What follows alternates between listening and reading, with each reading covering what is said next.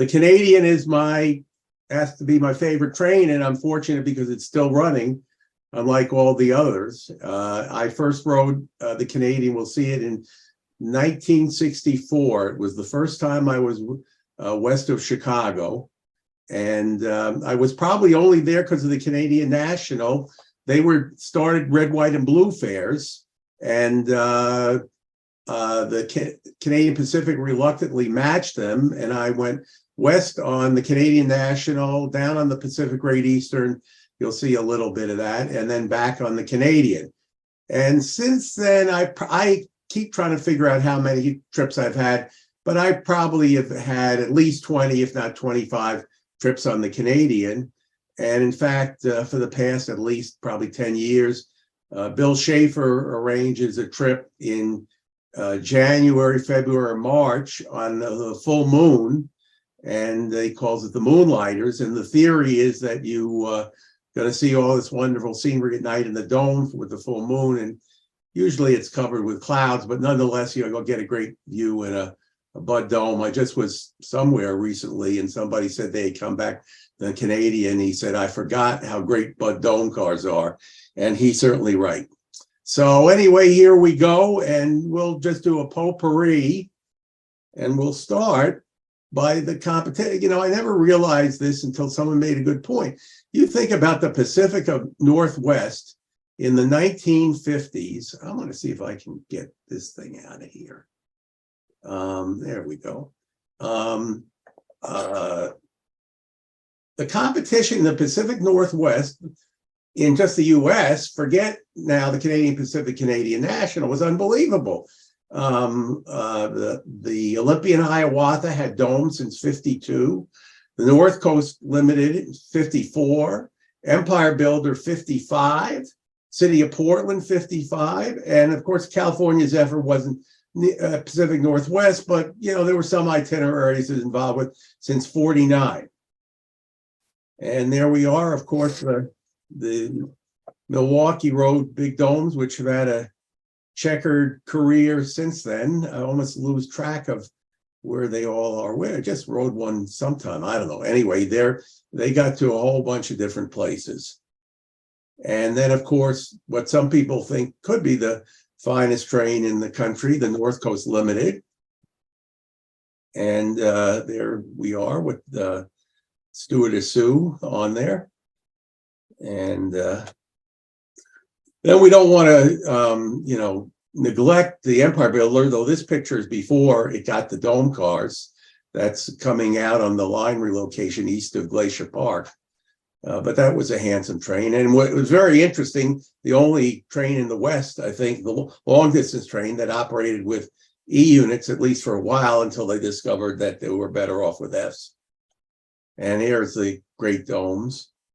I always love that ad because it's really not at all accurate. The scenery is good around Glacier Park, but it's not quite that spectacular because the best scenery in Glacier is sort of to the north of the Flathead River where the railroad runs. But as they said, go great northern. And then, of course, this is a famous picture the UP used a lot along the Columbia River, the city of Portland, which did have through cars, I think, up to Seattle. So I guess you could count them going to Seattle. So you had 4 dome trains serving Seattle. And there's my favorite dining car, the UP Dome Diner. We rode on that, a bunch of students like me from Northwestern the day before the Golden Spike thing, and we rode out on the in the Dome Diner to Savannah for dinner. Great trip. And there's, of course, California Zephyr, most talked about train in the country. And here's what the NCP had to offer. This is along the Bow River, a train we'd all like to ride today. Selkirk pulling all heavyweight consist, but nonetheless, it didn't have quite the pizzazz that the dome liners had. And here's the 210-4. Part 210-4 is Selkirk. They're actually, you'd think it's kind of unusual. I don't know if anybody else used 210-4s on a regular basis for passenger trains. I mean, they did use them on freight, but it was built to haul these heavy passenger trains. And this is Banff. I think that's Mount Rundle in the background, and very popular place. And then here, there's the painting that they used in many places. This happens to be from a menu that I got in 1954. And that's what the Canadian was like when it started. The only real, I mean, it basically was the California Zephyr without as many domes. It really needed at least one more dome. It really should have had two more. And they had a plan to get a second order, but they never did. So they were always lived with two domes up until VIA came and reduced the frequencies. And then they had domes. So the present train can have four domes on it, two skylines. Let me see if that's right. Two skylines and a park car, maybe three, sometimes four. Are those full-length domes? No, they're all Bud short domes. The car and you can see that's the skyline, which is well, when it was built, it actually had coach seats at one end, it had tables at the other, and of course, it had the dome up top. The other cars, the park car, which are named after Canadian national parks, which we will see, and is the probably most famous car on the train, and it had, I think, 3 bedrooms, a bar under the dome, and then the observation area on the rear. That's a rounded car. There's only one of those ever, but now that they have more, they bought enough skylines so that there would be one on the Dominion, which was the second train on the route. And I'm not sure where else the skylines ran, but they certainly have more than enough. We're running only 2 days a week to run, at least 2 skylines and sometimes 3.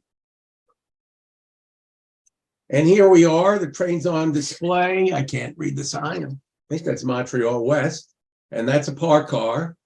And those windows, small windows under the dome, well, of course, that actually are windows where the aisle is, and on the other side is the mural lounge, they call.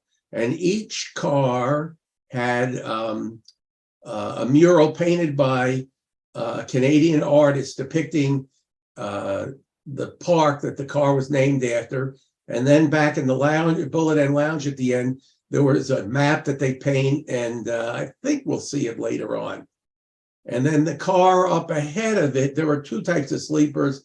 There were manor cars, which were named after famous Canadians, and there were chateau cars, which strangely enough were named after famous French Canadians.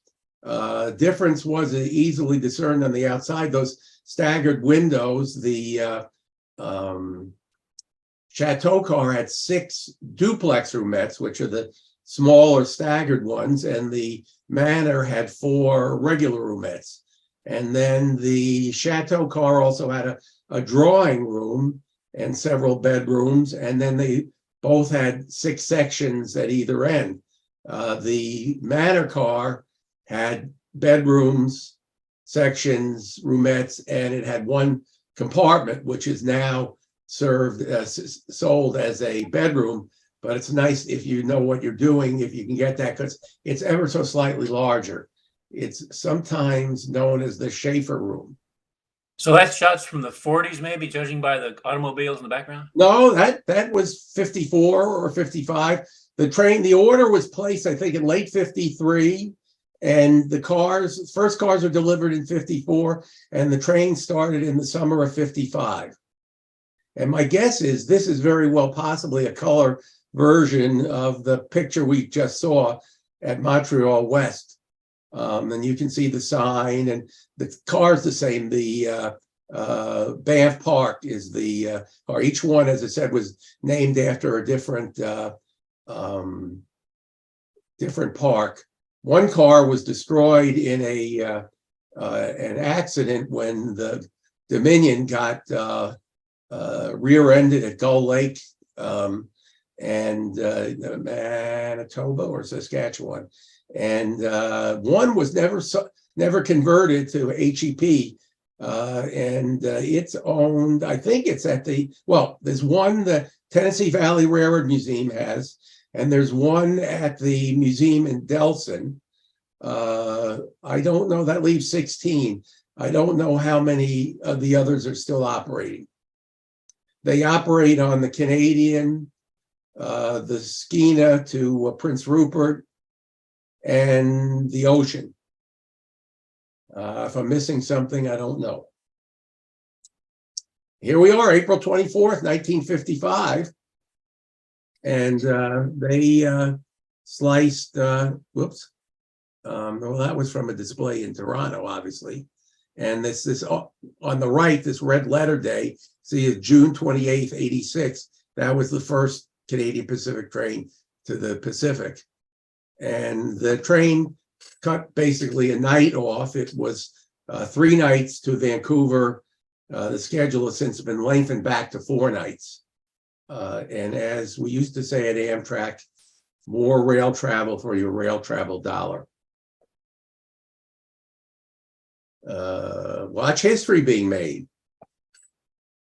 Toronto there. It's leaving at 4:15. There are 2 sections of the train. One left Montreal, one left Toronto, and they combined at Sudbury, which is about 5 or 6 hours from the 2 origin points. Now the train only runs Toronto to Vancouver. And this is an ad which was showing the timetable and National Geographic and whatever. And you can see the dome. Dining car looks a lot like California Zephyr car. The car, the park in the middle, that's the bullet end of the train. And you can see the skyline end of the coffee shop, and the other end was coach seats. It now it's got the small tables at one end, and at the other end they put in dining car tables because it, for instance, ran as the food car on the train to Gaspé. As a matter of fact, for several winters they tried running the Skyline just as the only food car on the train. Now you have a year-round, you have a full diner, and there's a Skyline for the coach passengers. That's their food. It's not much, but whatever. And then another ad. I love that ad of lying in bed and looking out at the moon over the whatever. CP did some pretty. This ad probably was pretty late in the 60s sometime. And there's the cover of the brochure, which I think is great. Fairly accurate. Corn muffins. The only thing I guess if it were really accurate, it would have had corn muffins and bran muffins. They always had bran muffins on the Canadian trains. And this is the ticket envelope for my first trip on the Canadian. You can see I had upper 3 in a tourist car. There were no roomettes or regular bedrooms, regular sections available. So I had to get a tourist upper. You can see it cost me $86 to go from Vancouver to, did it say Montreal? I can't see. It must have been, pretty sure Montreal. And that included the meals. I was supposed to eat the meals in the Skyline car, which was for the coach passengers, but they had such a big train, over 20 cars, that I got to eat in the second diner. They had 2 diners on the train. Probably in the summer, they ran the Dominion with heavyweight diners, and they ran the 2 stainless steel cars on the Canadian. So I got to eat off the Skyline menu, but in the dining car. You said you had an upper. That sounds like open section day. There was an open section. As a matter of fact, the Skyline cars, excuse me, the Were you in a Chateau The car? tourist sleepers were an afterthought. When they got all done ordering these cars, the salespeople said, "Well, we don't have enough space on the Canadian." Now they could have taken some of the stainless steel cars that ran on the Dominion, but for whatever reason they didn't do that. So they converted enough heavyweight all section cars. I think there were 24 sections. They put this sort of false stainless steel striping on the side. They reupholstered them, whatever, and they were called tourist sleepers, and they ran for 4-5 years. I mean, the tourist sleepers were found in the U.S. when they first started. Some of them even had not on the CP, I don't think, but some of them even had a small kitchen in it for immigrants and things like that. But so they had the long curtains, dark curtains. And oh yeah, they were exactly like any section car you've seen. You wouldn't know the difference that they were tourist cars. They were, they had been reupholstered, and but they were heavyweight cars. You'll see a picture of them later on, at some point, I'm not sure. Maybe when they got rid of the Dominion as the second train, they had enough sleepers to get rid of the tourist cars. If you're really interested, I think I have an article from Canada about the tourist cars. Someone lets me know when we're done. I'll send you that article. Well, Santa Fe was still running open section cars in '52. I took a train across country. Yeah, but they weren't all section. The company that made the most of these after the war was the Milwaukee Road.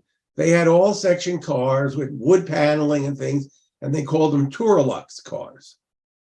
Yeah, a lot of cars that were built had sections in them. And a matter of fact, one of the reasons the sections lasted is that the government would not pay for more than a lower berth for government travel.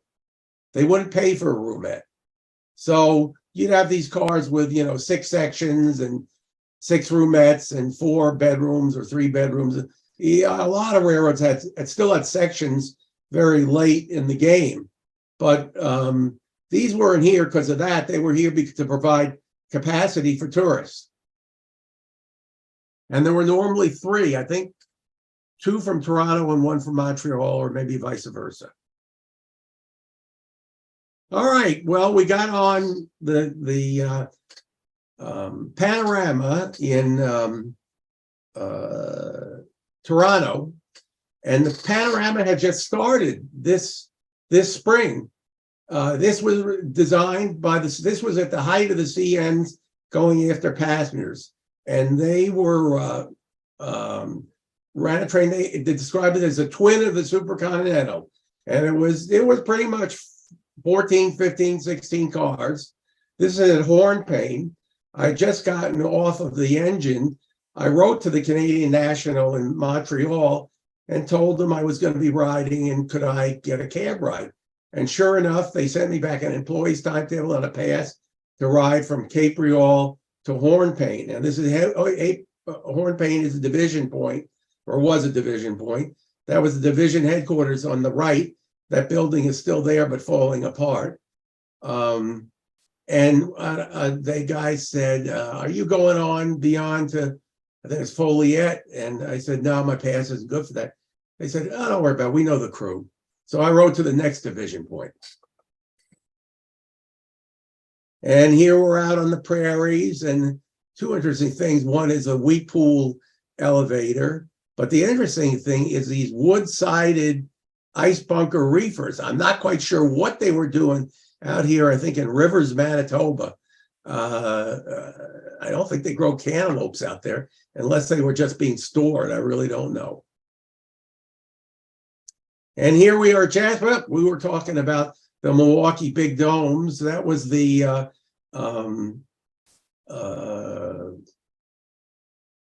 what do you call it? That was the first purchaser after the Milwaukee Road. They purchased the cars that were running on the Olympian Hiawatha after it was discontinued.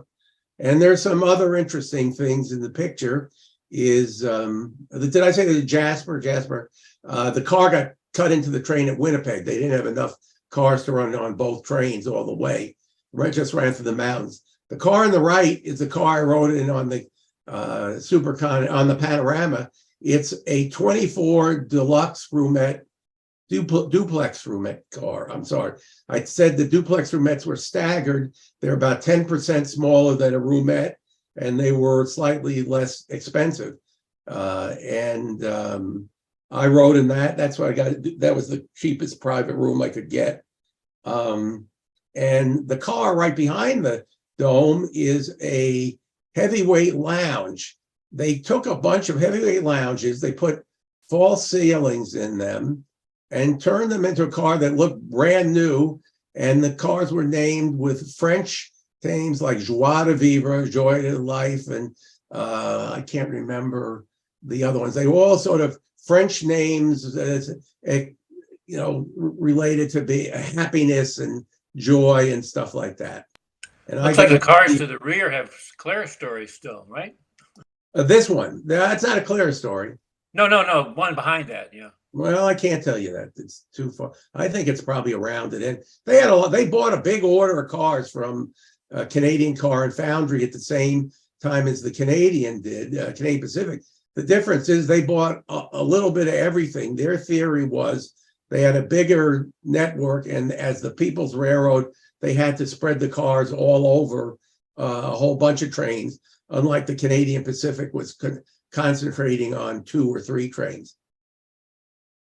And then I rode over to Prince George. I spent the night there, and this is what was then the Caribou Dayliner, which ran from Prince George to Vancouver.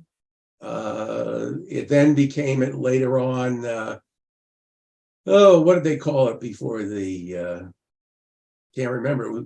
The PGE, Pacific Great Eastern, became the British Columbia Railway, and they changed the name. But the front car was the first class, and then they had a little kitchen where that guy is standing out. And then at the next stop at Lillooet, south of Lillooet was where most of the population was. They cut in another 1 or 2 RDCs that just ran Vancouver to Lillooet. And what's really interesting also is that B&O wagon top boxcar all the way out in British Columbia. In looking like it could go right to the B&O Museum. And then I went down to Vancouver. I spent a few days, and I got on the Canadian. And to get this picture, I had him stop the train, and I climbed that hill, and they held it while I got this picture on the Stony Creek Viaduct. Does anybody believe that? You must have known people in high places. No, I bought they sold slides of the Canadian. That's how I got that. That was that picture was a CP PR picture. Whoops. Yeah, Nicholas Morant. He probably did take it. And there, as you can see, is the park car. And then somewhere way up here, I can't see the Skyline. Oh, the Skyline car's right here. And the Stony Creek Viaduct has been taken many pictures of. Unfortunately, the first viaduct collapsed under a train. And this was the one that replaced it. And then, of course, which are popular if you own one, if you see on each car, you'll see later on, there's a little Canadian Pacific beaver shield was on each end of each car. And then this is my first picture. This is, oh, Lord only knows. Not the greatest picture, but you can see how big that train was. Only 2 F units, though. And here we are, we're in the Selkirks, and we're meeting a westbound freight. It's all single track. And to be honest with you, I don't know if CTC was in by then. It probably was all timetables trade order. And I can't recommend too highly, if you go to the Canadian Film Board, CFB, and look for the short called The Railroaders. It's fantastic. It's set in Revelstoke, British Columbia, and it's all about the people running the Canadian Pacific, the engineers, the train order operators, everything. It's just fantastic. I've probably watched it a dozen times, if not more. But Any semaphore signaling left on that line when you wrote it? what's that? Any semaphore signaling left on that No, line? I don't think so. Maybe it was just automatic block. I think it was just automatic block signal. It was all they were all gone. They were there was all searchlight signals, but not CTC. Train orders and timetable. Whoops. Ira, Yeah. was this train ridden mainly by people who were traveling between the two terminal stations or by people who lived within Canada? I can't tell you. I mean, when I would imagine early on, remember, first of all, I think just this year, the Trans-Canada Highway had opened up. So you couldn't even drive all the way through the Rockies at one time. And, there are some pretty good sized places. I mean, Calgary, Regina, Winnipeg. I'm sure there were people who went Winnipeg to Toronto. Everyone didn't fly back then or drive or whatever. And of course, in the summer, there were a ton of tourists, a lot of groups and stuff like that. The Dominion was probably almost all groups. And then there was also a train, the Mountaineer, which came up on the Soo from Chicago or Minneapolis and went through Banff and then eventually wound up back down in Vancouver. So in the summer, there were 3 trains. We keep losing that, don't we? And this is approaching Field. You'll have to appreciate the fact that, I don't know if this one has been sharp. I have been sharpened up. I probably need to substitute them. But Field is at the base of the Kicking Horse Pass. And back then I had, I guess, a secondhand 35 millimeter camera, and I was probably shooting Dynachrome film. In fact, I ran out of film on this trip at Calgary, and I didn't have enough money. There were no credit cards to buy any more. Telegraph line still strung. Yeah. Oh, yeah. And here we go. This is a very unusual picture. I think that is the Dominion being pulled by Fairbanks Morse engines.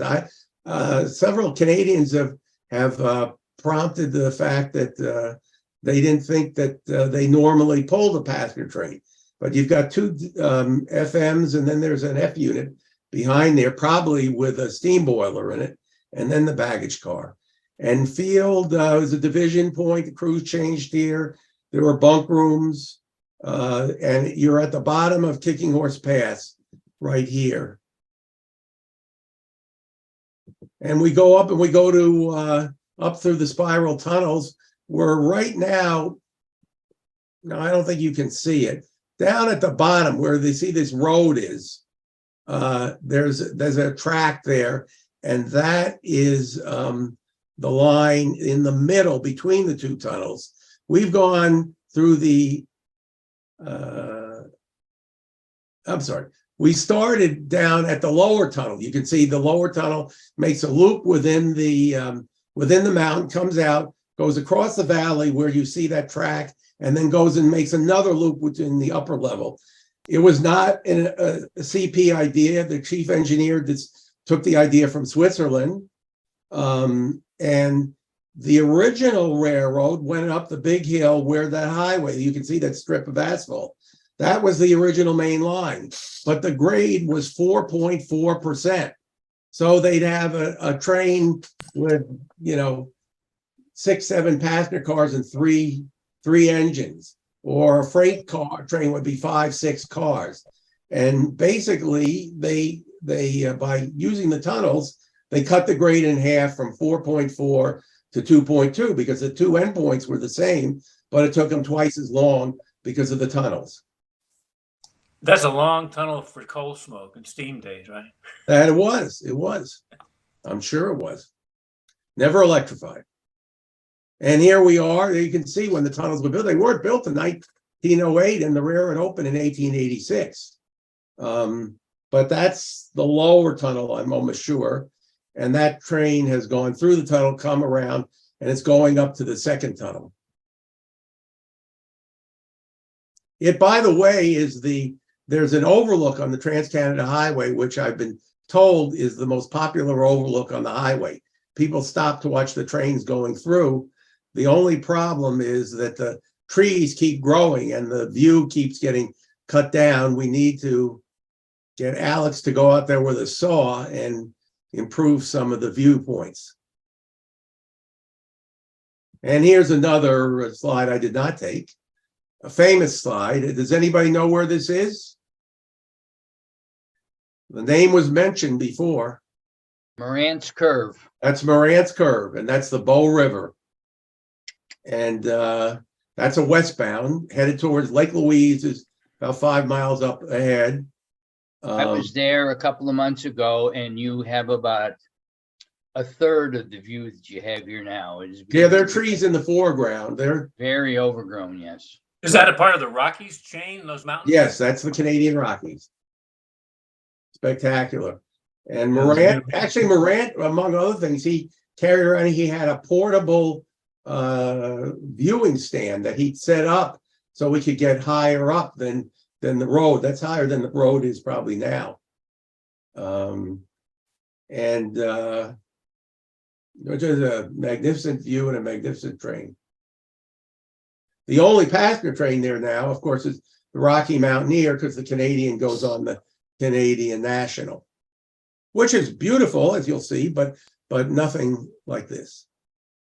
And there's a famous timetable cover at Banff, you know, with all the tourists and people stretching their legs. The one thing that occurred to me only afterwards, and I sort of knew about it, but unlike us in the US, you know, we had some railroads had some hotels and some had trucks and whatever. I mean, the CP had trains, trucks, ships, planes, hotels, and telecommunication. I mean, they had everything. And I don't think Canadians appreciated that we never had anything like that. I mean, see, Harvey Canada- House. Yes, Canada is just more civilized than we are. they are. There are also some people who said they're 10 or 15 years behind us, but I prefer that. And here we are at Banff. This little thing, I wasn't been used at the time, but I think there was one at each end of the station, and they gave out tourist information there. Station's still there. It had been a restaurant. I think Rocky Mountaineer still uses part of it. I'm not sure what plans they have for the future. The Lake Louise station, which I don't have here, is a restaurant, very nice restaurant, right next to the railroad tracks. And here we are at Banff, and on the Canadian, we're getting stretching the legs. This picture I have tried a gazillion times to get better than this, and never successful. But if you look carefully over on the left, you'll see two Illinois Central sleepers. And if I have another picture, which you could see, yeah, I think right next to them is a Penzi sleeper. And I think this other stainless steel car is an RF&P sleeper. In the summer, when the tourist traffic was heavy, they brought a lot of tourist sleepers for groups into Banff. They cut them out. You see, they have a switch engine station there, and these were called the garden tracks. And they cut, I don't know if they used the rooms, you know, as hotels or not. Just a little, there. Now that's an interesting, I don't know that I've ever noticed that before, that train has two baggage dorm cars. The head car, it was a half baggage and half dormitory for the crew, and they've got two of them on there, which is not normal. Oh, here you are, this brand new spanking engine, and then you can see there Richmond, Fredericksburg, and Potomac, and this is a heavyweight CP car, and then we got a couple of lightweights. But it was a happening place in the summer. And this is Calgary. There's the Bud car, probably either to Lethbridge or Edmonton. And you can see people getting out stretching. That's the big building in the back is the Palace or Hotel, which is the CP, now Fairmont Hotel there. Boy, the previous slide, Ira, you don't see any hat bags anymore like you showed in that saying. No. You're right. Yeah. Is that the one you, oh, the hat cases? Yeah. They had hat bags, and I remember in sleeping cars. And here it is a tourist car. That's probably my car, the Ulysses. They were all in the U series. But you can see the heavyweight origins of those cars. I suspect they probably put mechanical air conditioning instead of ice air conditioning. And here's the menu cover for the Skyline. And that's Castle Mountain. Was named for a while Mount Eisenhower, and then they unnamed it. It does look like a castle. And we're in Toronto. It's ironic, there's nothing over here. They've redone the station, but not very much for the positive in the via portion. It's been all arranged at Go Transit. But the ticket offices are now in back of basically where I'm standing, not nearly as many. What was unique about it, if you can't see it here, but if you went around the top of the building, on one side were the names of all the cities on the Canadian Pacific and all the cities on the Canadian National on the other side. And there was one city that was on both, Fort William. Well, it must have been more than that. I don't know. Okay. And this is a later trip I took in 1973. I went out to Revelstoke, took pictures for a couple of days. And as you can see, that CP, even though Amtrak hadn't been formed, yes, they had been formed, haven't they? They wanted to have their trains as clean as Amtrak always is. Do you know if the drumhead was lighted then? Yeah. Great. And that's a off-season train. You can see it's pretty small.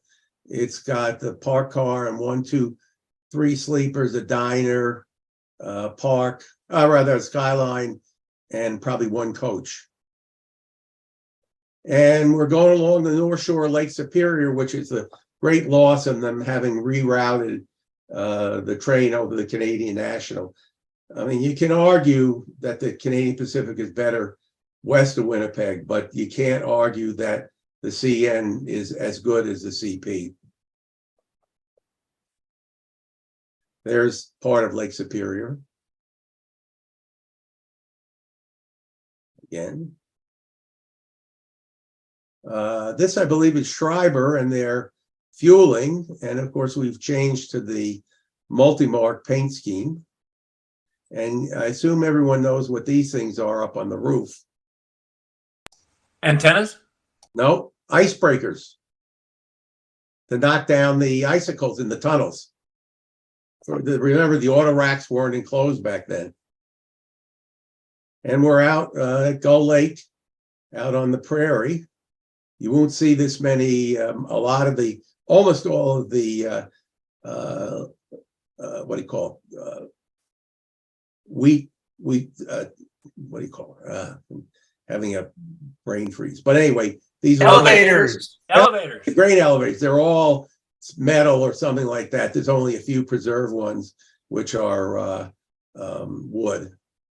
And here's in the CP diner, which is still running. This etched glass is still in the cars. You can't see, and I don't know. Can you guys see all the way at the top of the picture? Yeah.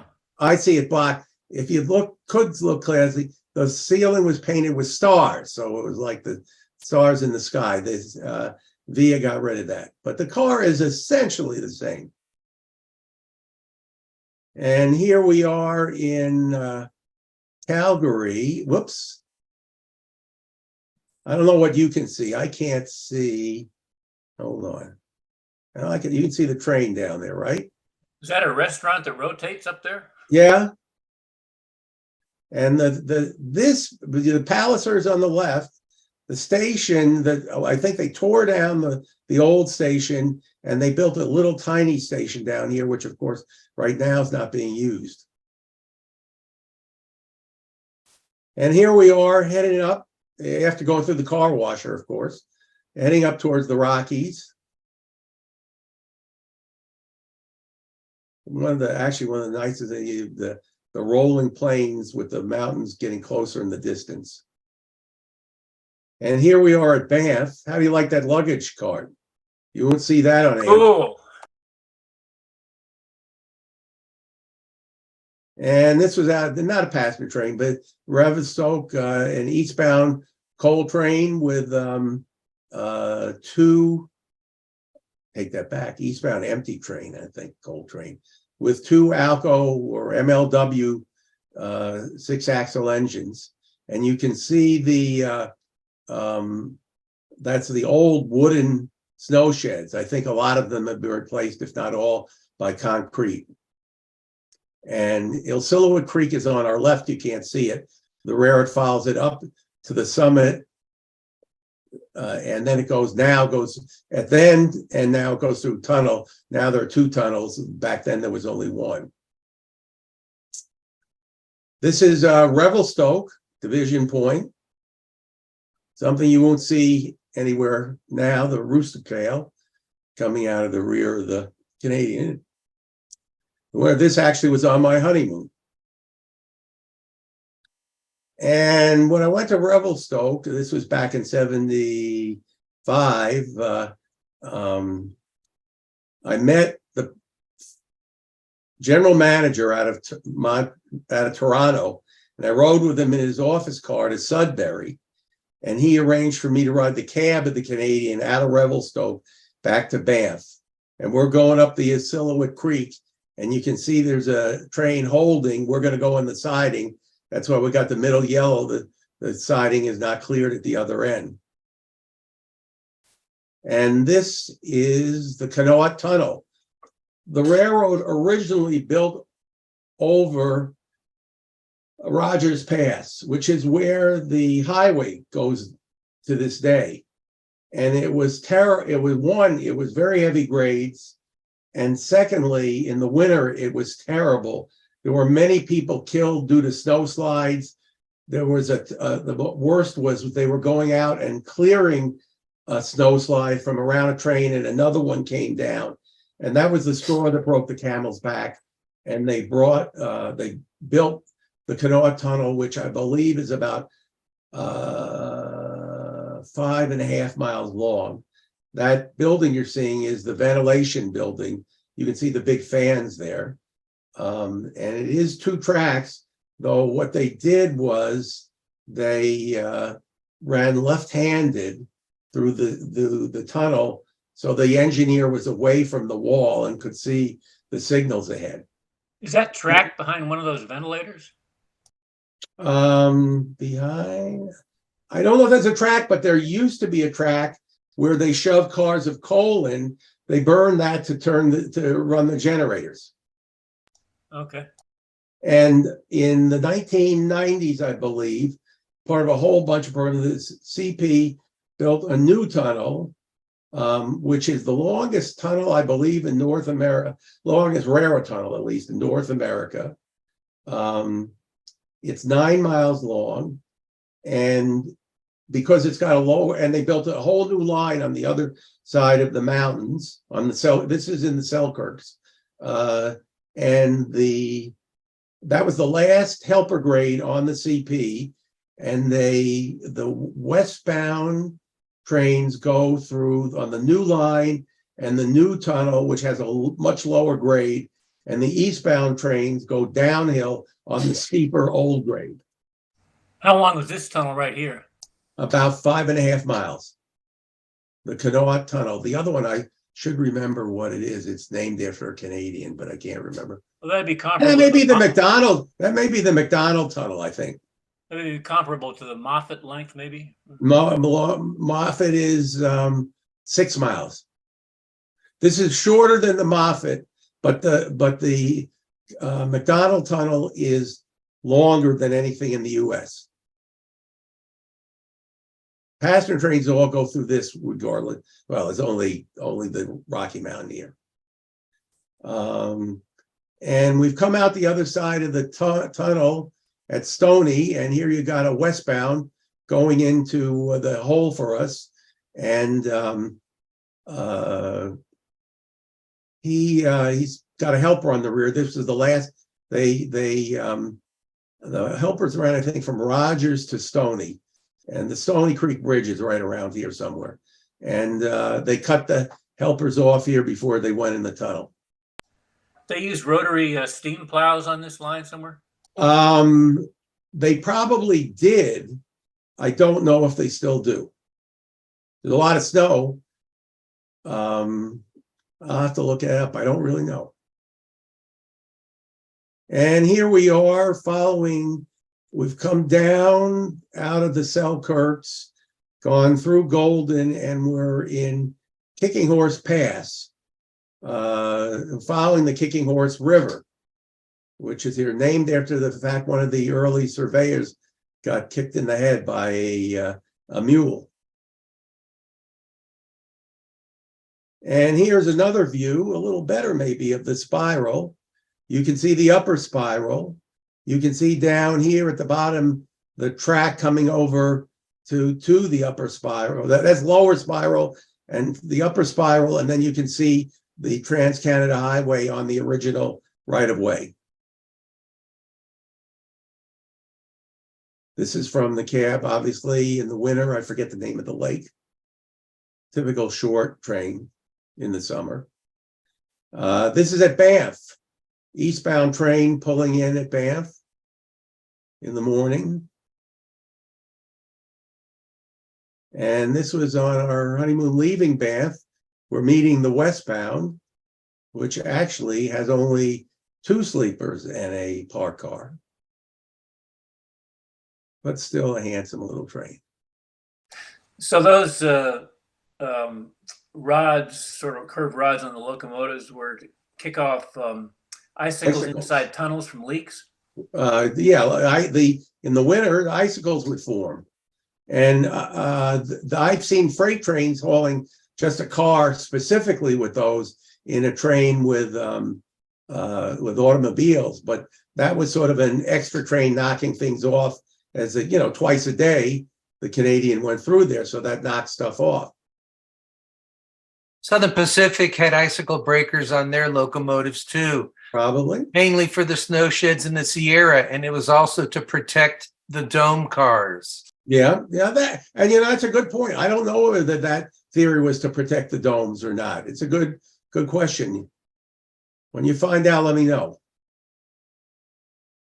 All right, and here we are, one of my favorite pictures, though it's could be a little sharper here. This is at Sudbury, and this is a westbound train in the middle of the winter, and they're combining the Toronto and Montreal sections, and you had to move quick because obviously if you let the train be off too long, you're going to freeze it up.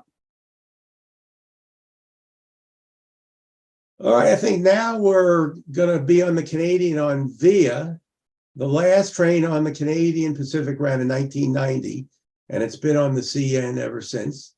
This is the Pacific Central Station in Vancouver. This was the Canadian National Station, or actually it was first the Canadian Northern and then the Canadian National. And here are the passengers. You can see it's Via. They usually, on a big train, I don't think this is probably winter, they split the train into 2 and then double it together because the train's too long for one track. And that's looking back towards Vancouver and the station. And we're going up the Fraser River, which starts actually all the way up near Jasper. I don't know if we'll see it later or not, but this is a place called Cisco. And that in the Fraser River Canyon, if you've never been up there, is a great place because you have the Canadian National on one side and the Canadian Pacific on the other. But now the trains run directional. So all the eastbound trains run on the Canadian Pacific and the westbound run on the Canadian National. And there's a lot of trains, there's a lot of scenery, and the Trans-Canada Highway runs on the side we're on now, but it's generally higher than the railroad track. So there's some great views for pictures. Well, that's a great shot. And that, I'm pretty sure if this is going east, then this is on the Canadian Pacific. So that's got to be the Canadian National Bridge. And they cross over. We're coming off of the Canadian Pacific Bridge right here. They just sort of, and you can see we're in the diner, but there goes an eastbound Canadian National train.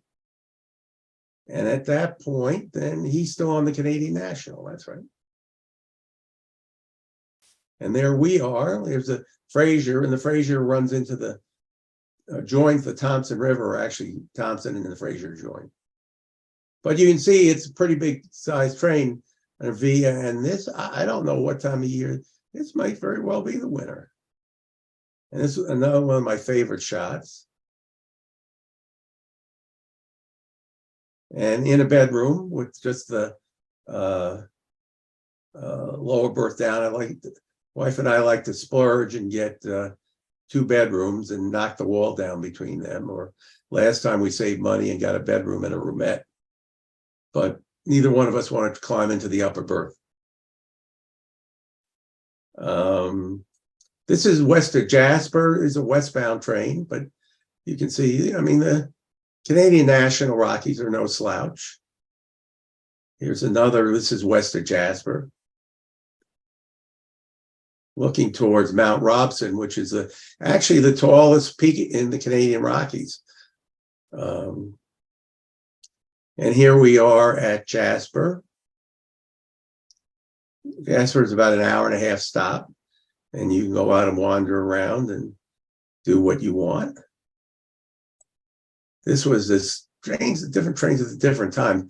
This must be the eastbound train when it was there in the morning. And this was a case where I think the westbound train, there's a couple of things here. The westbound train was so late, we were on the eastbound train, and they've stopped adding extra diners also. Our train isn't that big in the winter, but they pulled our eastbound down so the westbound could get through.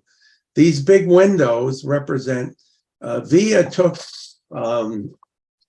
several park cars and I think 8 chateau cars, increased the size of the room, the windows, as you can see in the room, put new beds in, put new toilets in, has a shower in the room.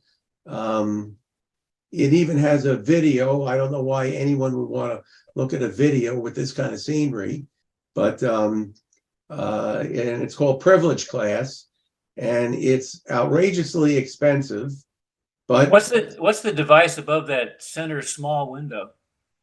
I think that's a ventilator, I would guess. It's not a light. I don't ever recall seeing a light there. It's there. That's not abnormal. It's just I just guess it's a ventilator. But the what do you call it? The Privilege Class, at least in the summer, they really sell out. And here's in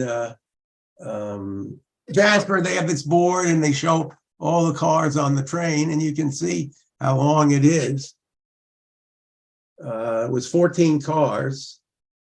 And this is heading east out of Jasper, looking back towards the park car. You can see the mountains.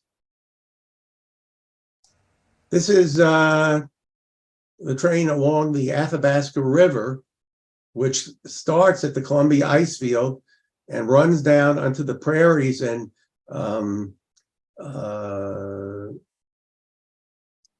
irrigates much of the prairie land. And it's going to be a problem because the Columbia Ice Field is melting at a rapid rate. I don't know how many years it's got. You can also see the 2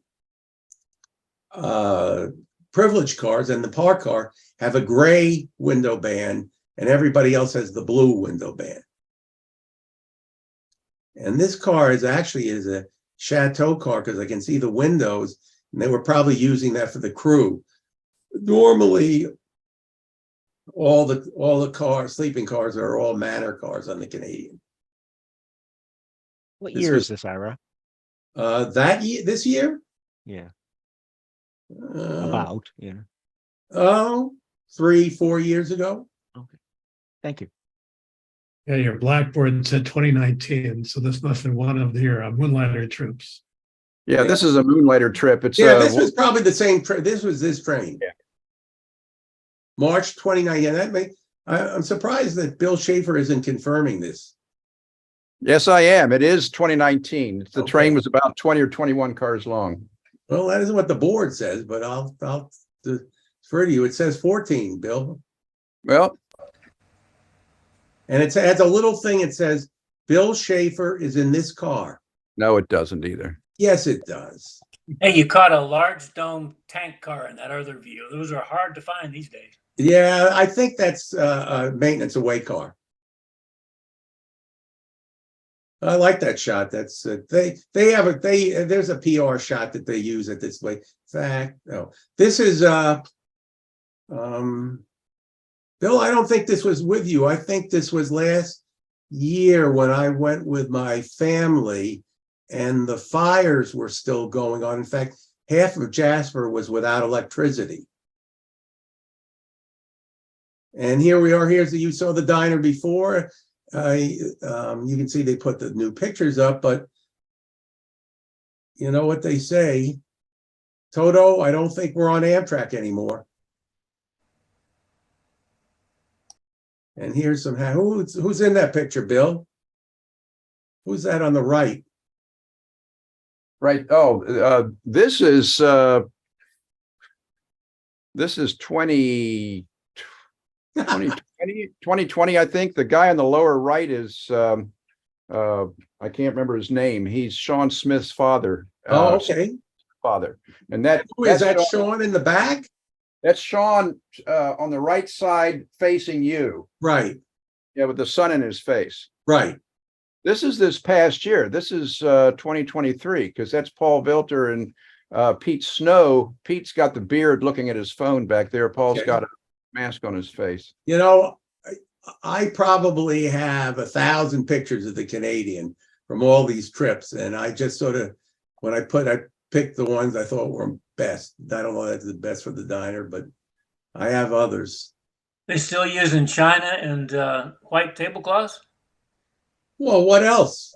I All said they're right. not on Amtrak anymore, Great. and the menu changes every day. And when you ask for your favorite ice cream, you don't get it. Right, Bill? Bill, There's favorite they're ice supposed to- cream, and they're they supposed did. They're supposed to return the cherry ice cream this 2024 trip. Okay. I hope so.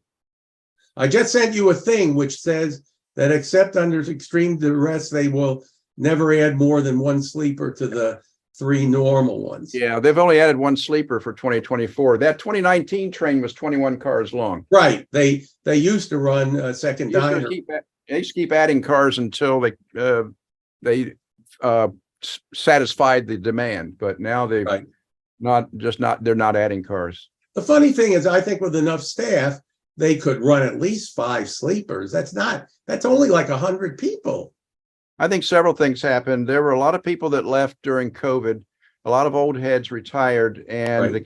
the kids are running the show now. And in my opinion, they don't know how to run a train. They're becoming more like Amtrak. In other words, minimizing the car miles. Yeah, And all that stuff. no timetables either. Nope, no timetables. 21 cars, you need that 210-4 Bessemer on the end. Well, in the summer, they run more than that. They run 2 diners in the summer, but in the winter, normally the demand isn't huge except when you have special groups, but they don't respond to those groups. When we were running before COVID, our trains toward the end there, 2018, 19, and 20, they ran about 20 cars long because they would add sleepers and quite a number of sleepers and an additional dining car and a couple of skylines.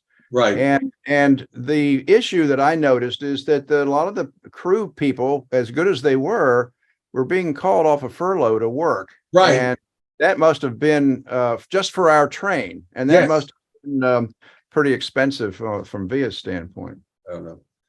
All right, I now know someone I'm going to talk to about. The one thing is, Bill, your job is to keep them away from the Capitol. Can you imagine running the Canadian with 2 sleepers, a diner, and a skyline, and 1 coach? I like it the way it is. Yeah, I do too. A little sample of the food, that's the way you'd see it on Amtrak. And that's another standard. And who are these people? I don't know, you broke your camera, whoever it is. You could probably tell from the name tag what year it is. Yeah. This is Bill and this is Linda, his wife. I have a whole album full of pictures of them on the train. Yeah, we got a picture of you too. Well, I hope so. And this is a farewell, but this is I think this lady is working in the Vancouver office now. But here's the kitchen on the Canadian. Don't ask me what year. It's a while ago.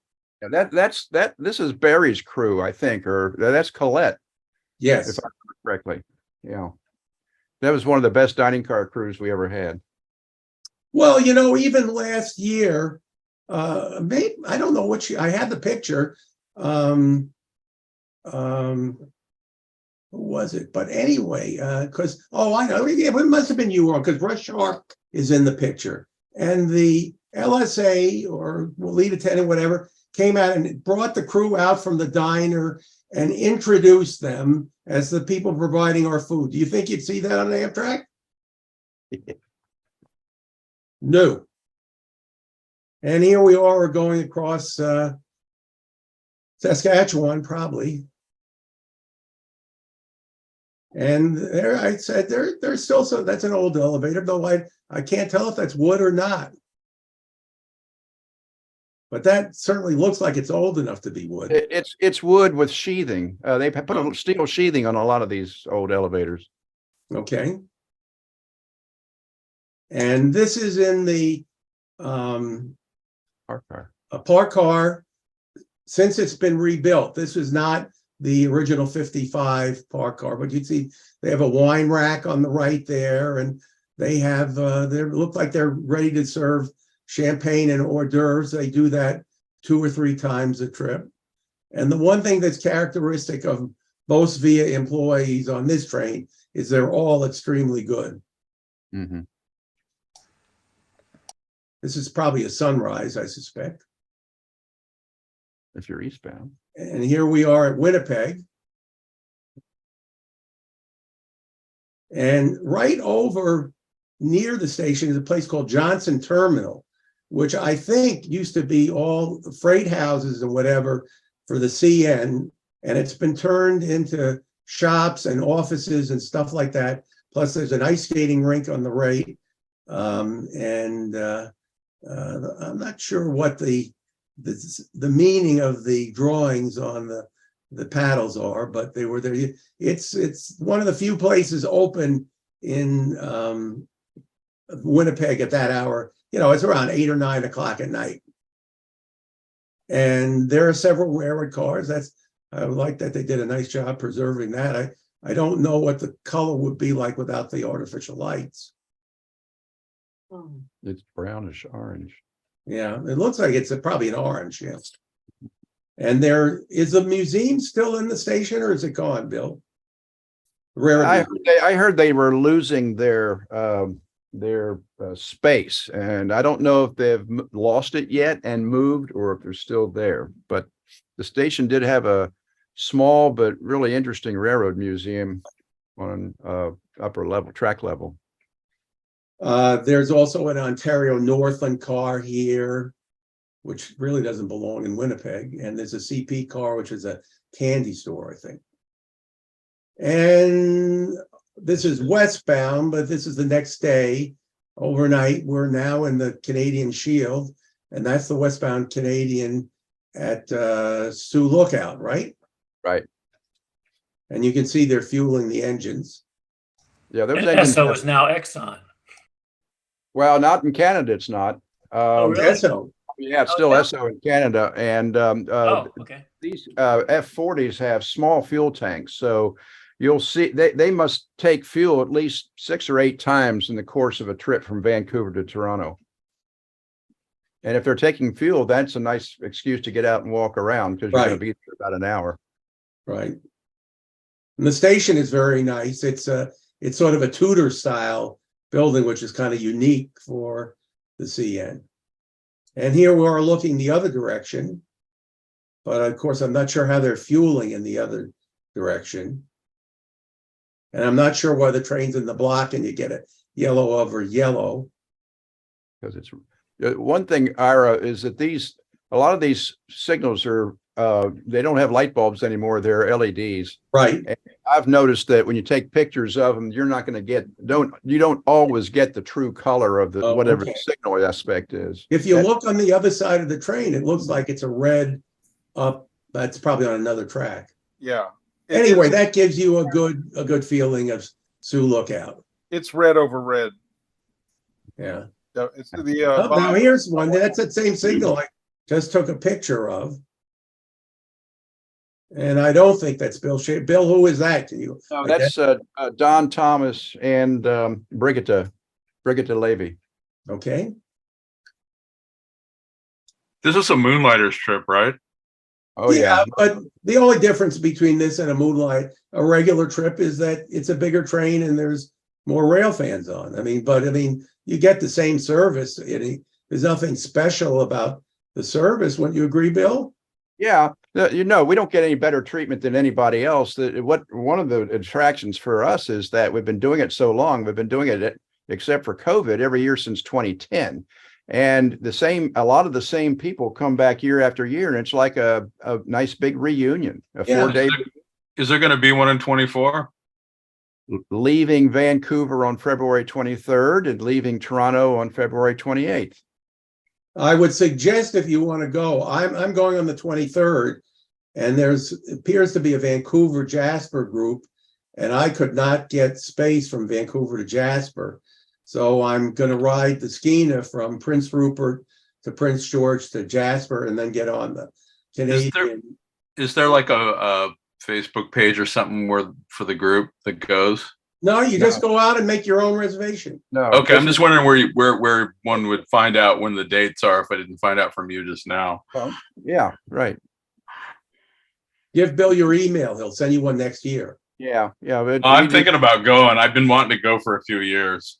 Well, the good luck finding space. Ira's right. One of the problems is that VIA has only added 1 car to our travel dates this year. They said they were going to add 2 cars, and I think I'm going to inquire about that in the next week or so. But the problem is that they have groups that tie up the space between Jasper and Vancouver. There's one fellow that we know who's a Moonlighter regular who got frustrated not being able to find space. So what he's doing is he's driving or flying from Vancouver to Edmonton, and then he's got a room eastbound from Edmonton. So, and Ira's right. If you settle for a section from Vancouver to Jasper, chances are you'll get a room east of Jasper. Yeah. You have to look, but generally speaking, I think the eastbound train sells out first. So you can look at the westbound train too. I mean, it's a fine ride either way. We got a total of about 90 people signed up, and that's about 55 eastbound and the rest westbound. Where do I find you guys online? There's probably We're not space on online. the westbound. Okay. We're not online. You just send me an email. Okay. All right. Well, this here is not the original Sky park car back. This is what they did to the bullet end when they made it when they did the privilege class, and it's very nice. It's comfortable. It's prestige class. Prestige. I'm sorry. Prestige. Yeah.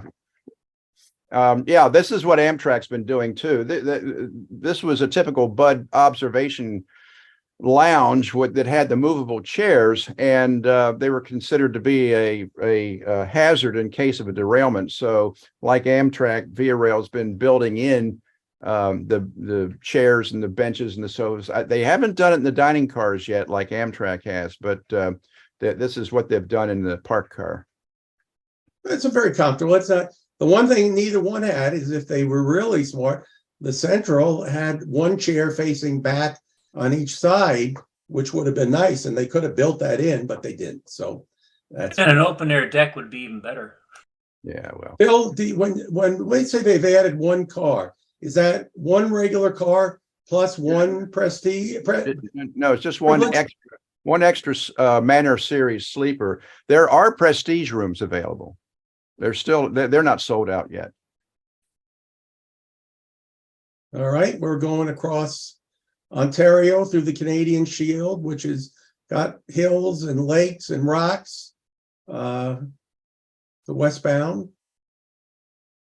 This is the actually, this is the end of the Skyline car and then how it looked pretty much when it was the coach food service car. And in fact, there now are 2 rooms down here, but there was an additional room underneath with 4, 6, 12 spaces to sit at, which they've taken out. Now it's basically a lounge car for coach passengers or whoever is, that's being used for. And the other end of the car is regular dining car tables. Early morning in Ontario.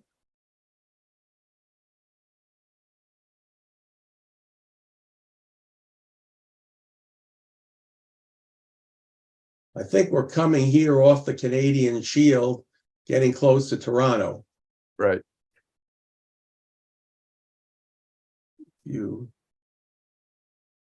What's interesting about the somewhat traditional from the CP, when the CP ran the train, they always had these things sitting out of here with, honey and marmalade and whatever. The only difference, they had a little stand with a 2 metal handles on it, going both ways, which divided the different ones off. But other than that, it was exactly the same.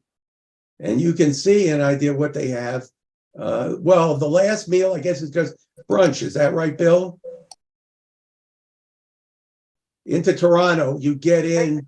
They've started serving brunch for one of the days eastbound and one of the days westbound. It saves them a meal. Right. But more importantly, when you're traveling eastbound and you're losing an hour every day because you're going from Pacific to Mountain to Central to Eastern time, the brunch fits in just perfectly for one of those days. But you can see it's got an eggs and bacon or ham, chef's omelet, buttermilk pancakes, a pulled pork sandwich, lobster ravioli. Don't hold your breath waiting for that on Amtrak. And You probably wouldn't find marmalade on Amtrak either. No. And here's just another meal. I don't know. Man, it's probably, well, I don't know, but here's the menu. This is probably not brunch. There's an omelet. That looks. Oh, we have the bran muffin with the strawberry jelly, which is my favorite. Yep. And we're coming into Toronto. There's the CN Tower. And here we are getting off. Geez, if I had known Bill was going to be here, I know I have a picture with Bill here, but not here. And then I think we're right at the end. This is the book that I wrote on the Canadian. Rudy Garbely published it, and it's unfortunately all sold out. At some point, I'm working on a book on the Santa Fe. I'm trying to convince him to sort of add some stuff and reprint this. And you can see the quote there, famous quote from William Cornelius Van Horn when he built the hotels in Banff. He said, if we can't export the scenery, we'll import the tourists. And I think that's it, gentlemen. Very, very good, Ira. That was terrific, Very good. And if you haven't been on this train, you're crazy. This is the finest train in North America.